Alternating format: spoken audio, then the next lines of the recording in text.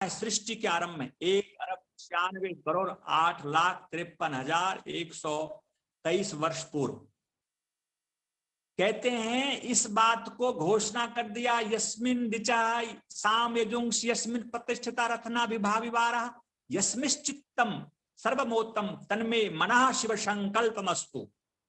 परमात्मा ने वेद में सृष्टि के आरंभ में इस बात की घोषणा कर दी कि हे मानव, तेरे मन में मैंने ऋग्वेद, यजुर्वेद, सामवेद, त्रैविद्य ने जया सुतई, ये तीनों वेद प्रतिष्ठित कर दिया।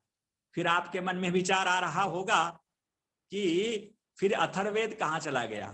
तो अथर्ववेद तो निश्चित रूप से इन तीनों वेदों में संग्रहित हो जाता है। संख्या की दृष्टि से वेद 4 है, विवेक और ज्ञान की दृष्टि से वेद 3 भागों में बांटा गया है, ज्ञान, कर्म और उपासना।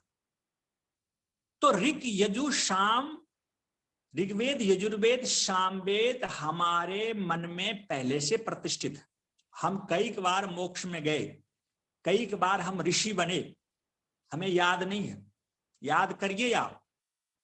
और जब आप गुरु के सानिध्य में रह करके स्वाध्याय करते हैं, आगम काल, स्वाध्याय काल, प्रवचन काल और व्यवहार काल में जब आप आते हैं या गायत्री या ओम के जप से अपने चित्त की शुद्धि कर लेते हैं, विवेक और वैराग्य को जगा लेते हैं, तो अंदर से आपका वेद प्रस्फुटित हो जाता है।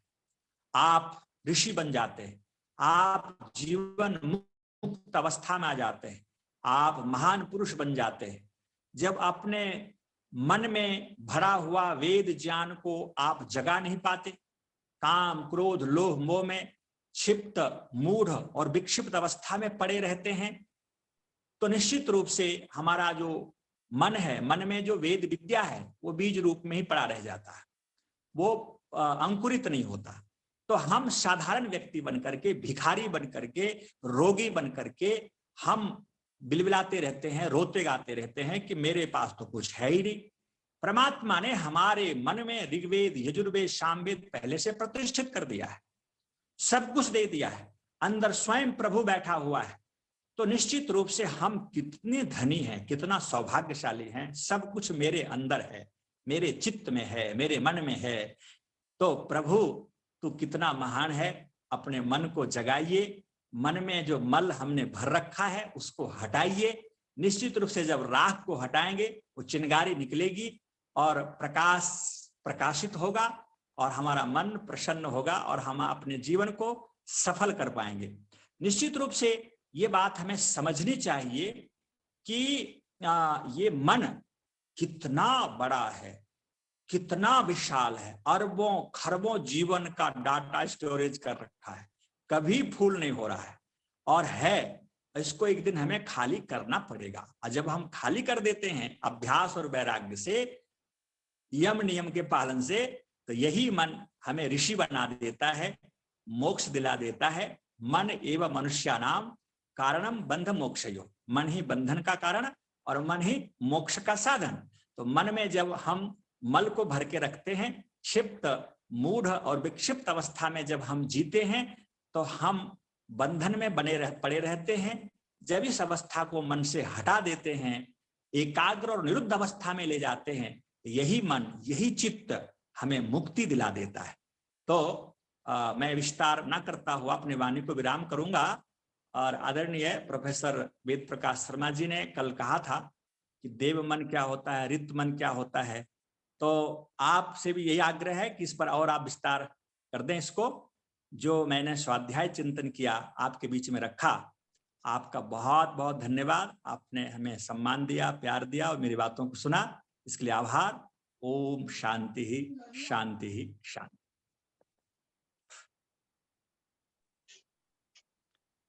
धन्यवाद आचार्य जी, बहुत बहुत धन्यवाद। आपने किनको आमंत्रित किया था अभी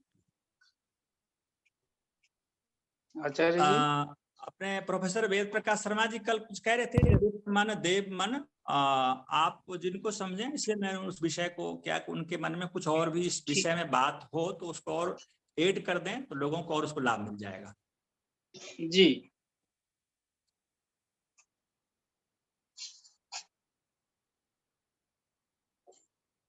जी जी।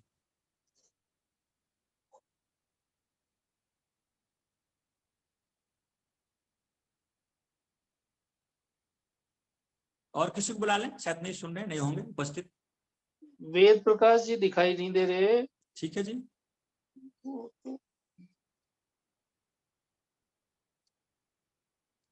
अच्छा कोई नहीं, और लोगों को बुला लें।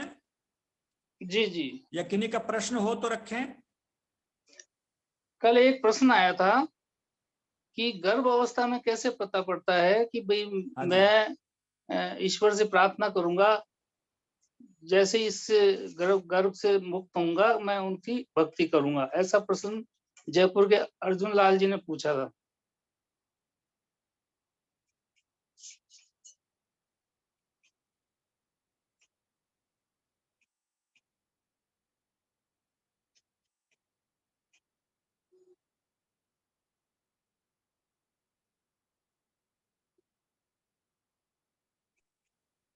हाँ जी, हाँ, आवाज आई। आपने सुना? हाँ, जी व्यास नंदन जी हाँ आप हाँ हाँ, अनम्यूट हो जाइए। हाँ अदिति, व्यास आपने नंदन जी को। आपने ये कहा कि जी, मैं बोलूं? हाँ बोलिए। आपने प्रश्न ये किया, किन्हीं का प्रश्न आया था कि गर्भ में आत्मा को कैसे पता चलता है कि हम परमात्मा से ये संकल्प ले रहे हैं कि मुझे गर्भ से निकालो और दोबारा मैं नहीं आऊंगा। ये उपनिषद में वर्णन है, और इसमें प्रमाण यदि किन्हीं को चाहिए तो मैं ढूंढ करके निकाल करके उपनिषद से मैं दे सकता हूं। उपनिषद में इसमें इस बात का संकेत मिला है कि एक ऐसी स्थिति बनती है आत्मा की, जो गर्भावस्था में वो सब कुछ दिखता है, पीछे जीवन भी दिखता है, आगे भी दिखता है, माँ के गर्भ की स्थिति भी दिखती है कि मल मूत्र पास में पड़ा हुआ है और मैं ये काल कोठरी में पड़ा हूं। तो उपनिषद के ऋषियों ने इस बात को संकेत रूप में खोला है। तो वहां पर आत्मा संकल्प करती है कि प्रभु मुझे निकालो, मैं इस गर्भ से फिर मैं दोबारा यहां नहीं आना चाहूंगा। तो वेद मंत्र में भी इसका प्रमाण मिल जाएगा। तो उपनिषद में तो इस बात का संकेत स्पष्ट रूप से किया गया है। जी धन्यवाद साहब।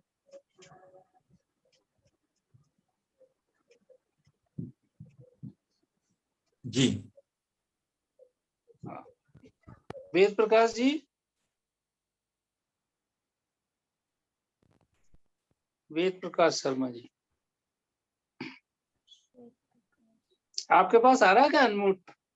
हाँ हो गया, हो गया, अनम्यूट हो ठीक। गया। आवाज आ रही है आपको? हाँ आ रही है आवाज आ रही है, बोलिए। जी जी। आचार्य जी ने कहा कि मन के कार्य के हिसाब से चीजें बता दी। 1 घंटे का लेक्चर है, किसी समय बताएंगे आपको कि व्यष्ट मन कितने प्रकार का है। मोटे तौर पे बता दे, एक कहलाता है देव मन, एक कहलाता है यक्ष मन, एक कहलाता है प्रज्ञान मन, एक कहलाता है चेतस मन, और एक कहलाता है धृति मन।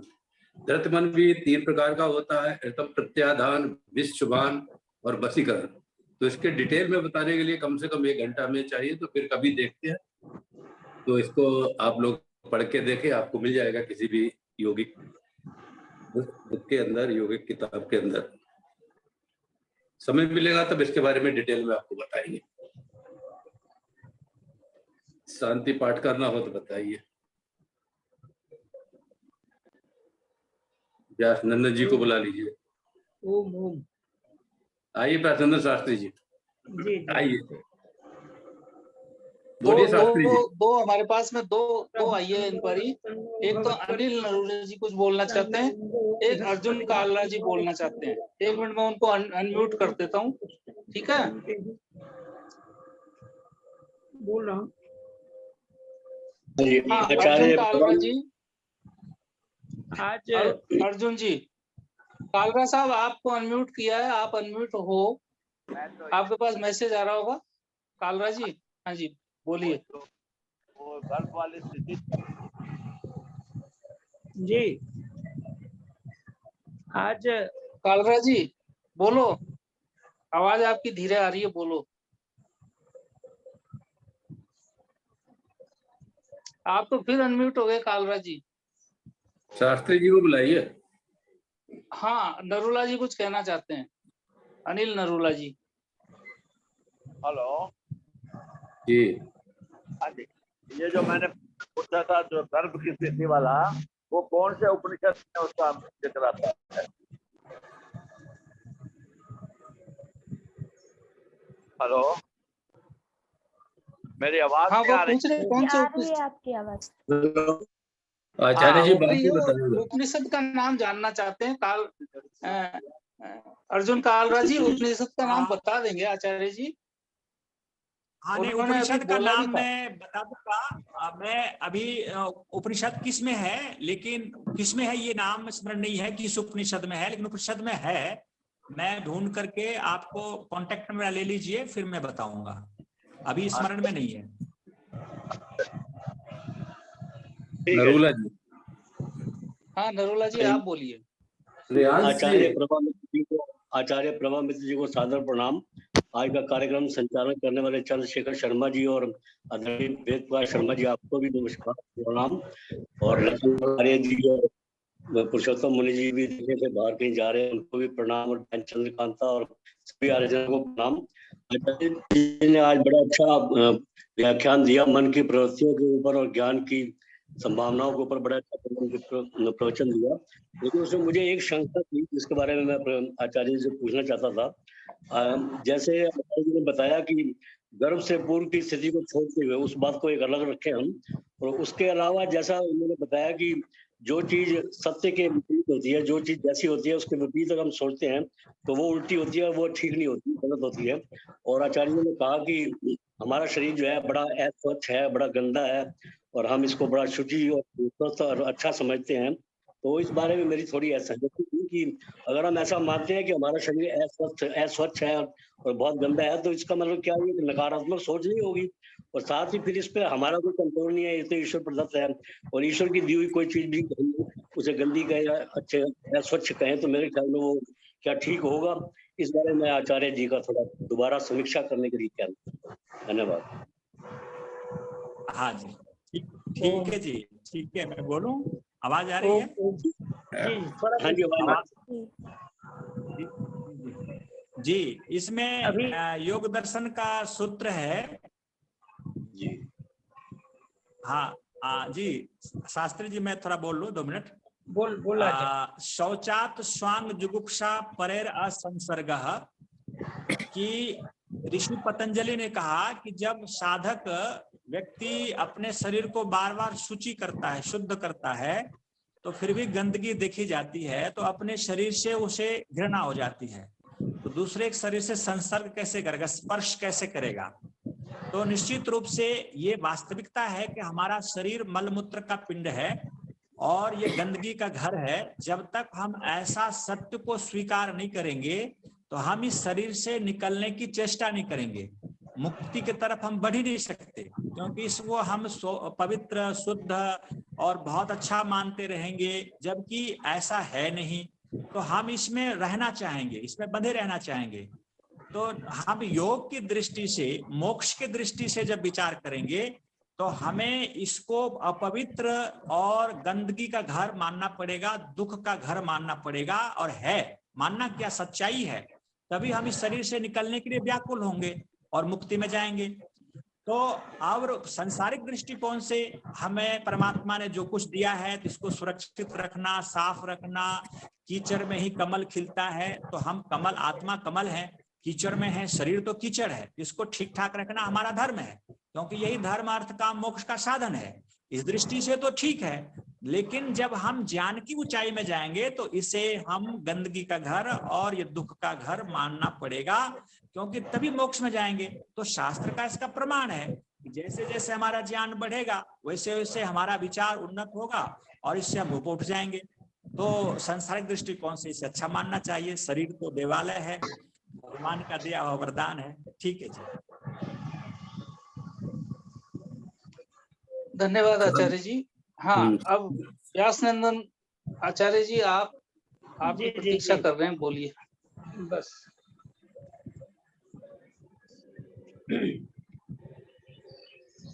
हमारे सम्मानित श्री चंद्रशेखर शर्मा जी जो आज के संचालक हैं, और हमारे प्रोफेसर वेद प्रकाश शर्मा जी, माननीय अनिल कुमार नरूला साहब, और आज के मुख्य वक्ता आदरणीय आचार्य प्रभा मित्र जी, सभी सम्मानित आर्य बंधुगण, मातृशक्ति एवं देवियों।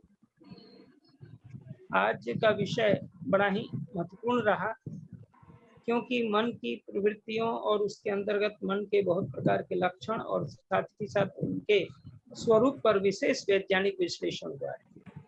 निश्चित रूप से मन की एकाग्रता अनिवार्य है, और मन जब तक एकाग्र नहीं होगा तब तक हम योग की ओर नहीं बढ़ पाएंगे।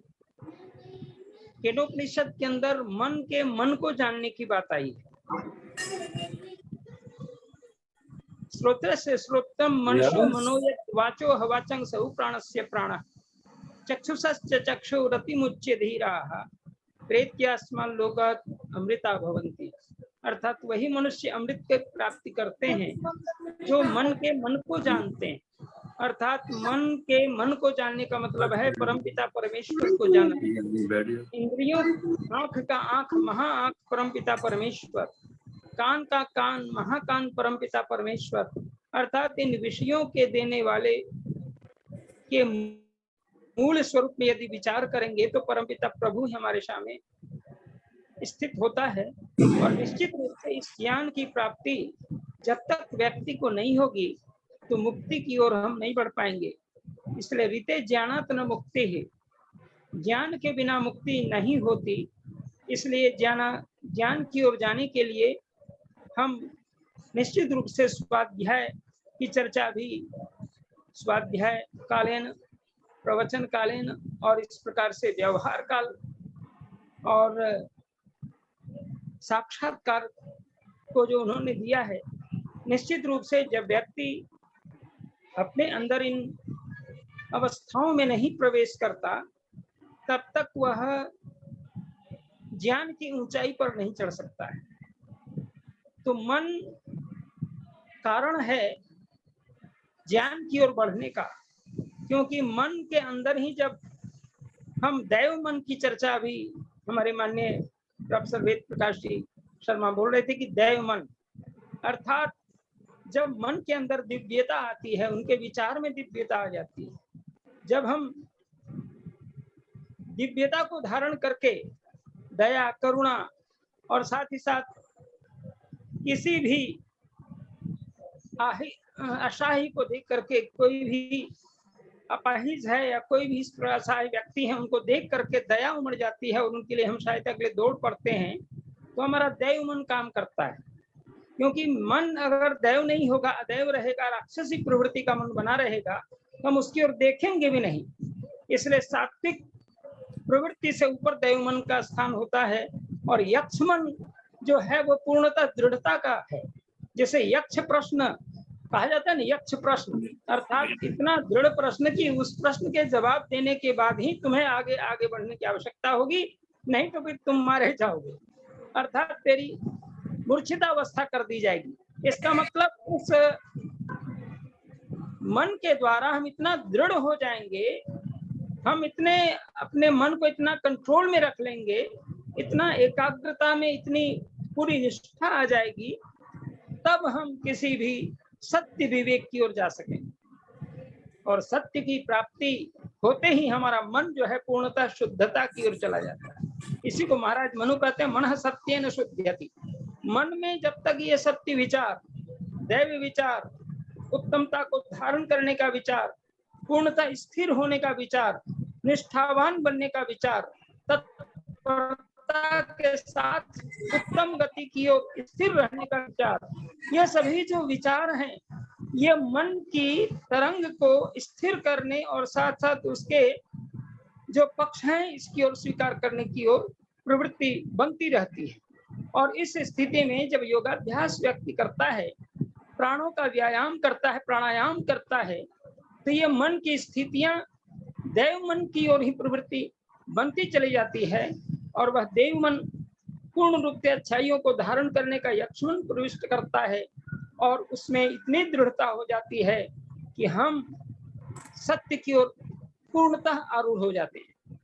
और तब जो बात हो रही थी कि गर्भावस्था में जीवात्मा निकलने के पहले जो उपनिषद श्वेता स्वतरो उपनिषद, हमको ऐसा लगता है उसी में है इसी चर्चा कि श्वेता स्वतरो उपनिषद के अंदर ऋषि कहता है किस प्रकार जो है आत्मा अंतर अंधकार में गर्भ के अंदर माता के गर्भ में रहा हुआ है और उस स्थिति में वह निकलना चाहता है, कष्ट की अनुभूति हो रही है।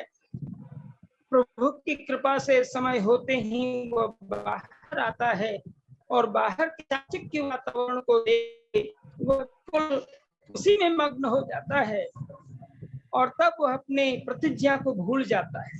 लेकिन जब योगाभ्यास के साथ, प्राणायाम के साथ सत्य की योग, जो सत्य एवं ब्रह्म, जब उसके अंदर सत्यता आने लगती है, पूर्णतः निष्ठा हो जाती है, तो उसके अंदर वह जो प्रतिज्ञा की हुई जो स्थिति है वह याद होने लगती है, स्मरण होने लगती है।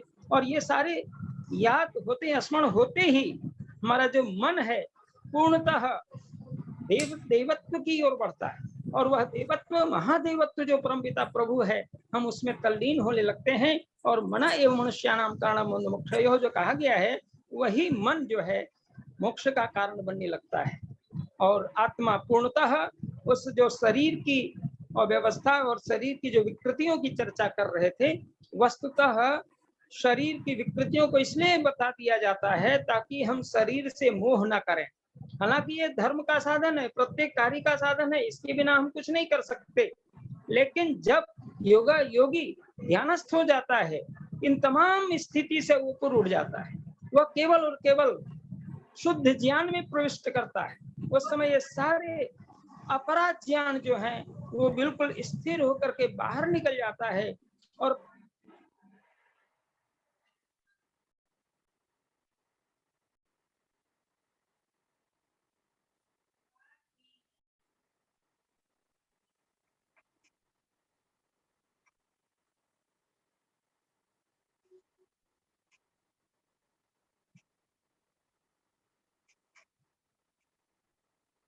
हाँ, धन्यवाद धन्यवाद व्यासनंद जी। अब आपकी आवाज नहीं आ रही है, या तो आप अनम्यूट हो गए। आप जितना संक्षेप में जल्दी से जल्दी इसको पूर्ण करें ना। आज त्योहार है, कई कुछ लोग मनाते हैं, हालांकि आर्य तो नहीं मनाते लेकिन पौराणिक लोग मनाते हैं, इसलिए आपसे निवेदन है।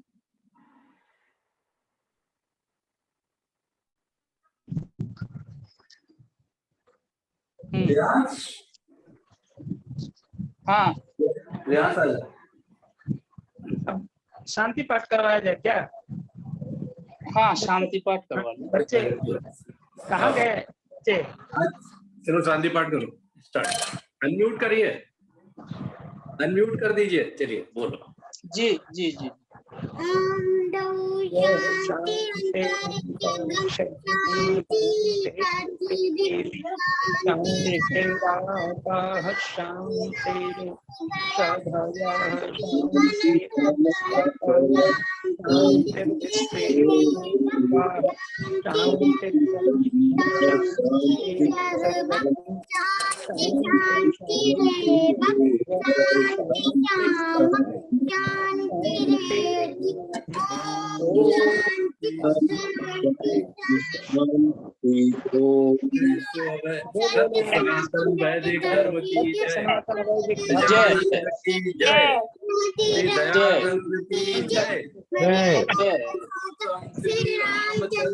रामचंद्र की जय, कृष्णचंद्र की जय, राम की जय, माता की जय, की रक्षा हो, पालन हो,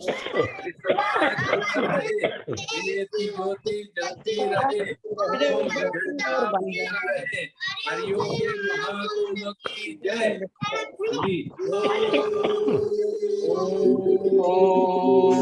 ओम नमस्ते जी। शांति शांति सर्वेभ्यो नमः। नमस्ते। हरिओम। नमस्ते नमस्ते सभी लोगों को नमस्ते। नमस्ते भाई साहब। नमस्ते नमस्ते आचार्य जी। नमस्ते आचार्य जी। नमस्ते नमस्ते नमस्ते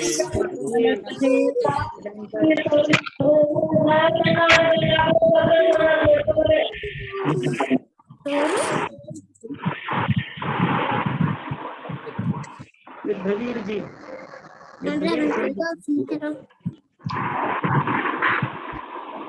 सभी को नमस्ते जी। नमस्ते। प्रणाम। आज का जो हमारे आचार्य प्रभामित्र जी हमारे गुरु रहे हैं, तो उनका जो विशेष जो उद्बोधन था मन की स्थिति के बारे में, तो वो बहुत ही लाभप्रद रहा। क्योंकि कैसे अगर हम स्वयं पर विजय पा लेते हैं, जो स्वाध्याय के बारे में भी जो बताया था आचार्य श्री ने, जो स्वाध्याय मतलब खुद का निरीक्षण, अगर हम निरीक्षण करें तो हमारे अंदर जितनी भी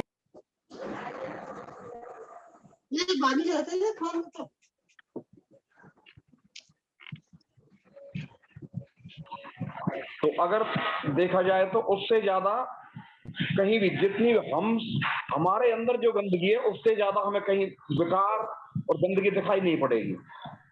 क्योंकि वो जो मल मूत्र और जितने भी पसीना बदबू जो है वो कहाँ, अगर दूसरे से हम इतनी नफरत करते हैं लेकिन वो ही सारी चीज हमारे अंदर भरी पड़ी है। तो ये अभी जो आचार्य कह रहे थे, व्यासनंदन जी भी बता रहे थे और आचार्य प्रभामित्र जी भी, तो ये जो अगर जो महर्षि पतंजलि का ये योग दर्शन है, थोड़ा उसका भी हम स्वाध्याय करें और खुद के बारे में अगर कोई चीज है तो हम स्वयं का निरीक्षण करें, तो शायद ये संसार हमें